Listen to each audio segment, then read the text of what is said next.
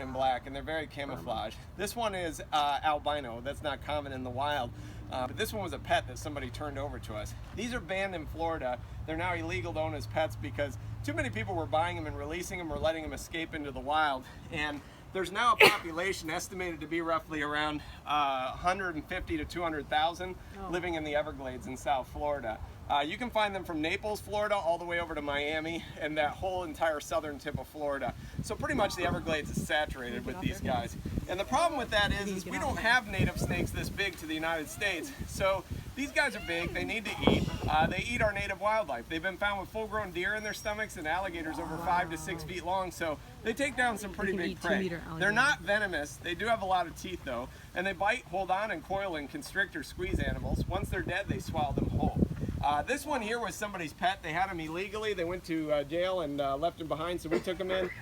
These are banned as personal pets, but you can get a license to use them for educational purposes. This python here, Butter is his name.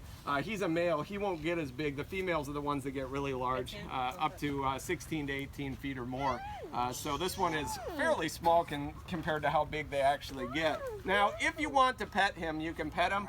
He's a little wet right now because he was just in the water, but you can pet him if you like.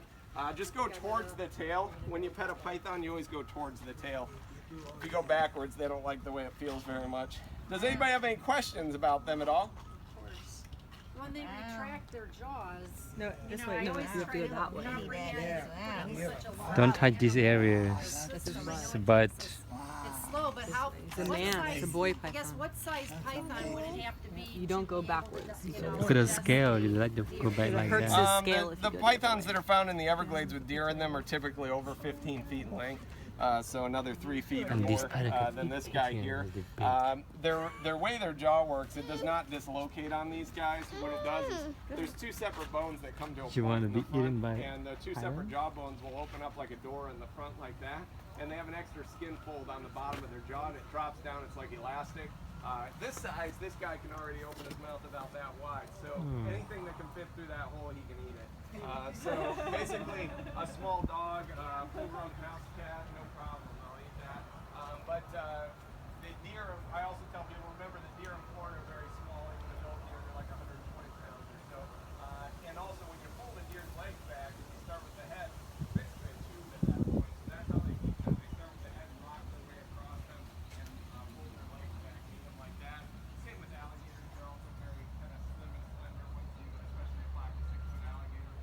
So they can take down these animals, but it'll take them several weeks to digest them. It takes them a while. So that's why they're often caught after they've eaten stuff like that, because they're not as mobile. They're sitting there just trying to digest the things that they've eaten, and they're captured in the process.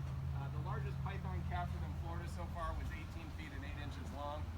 This one is only 12, so you can imagine that's a pretty big snake.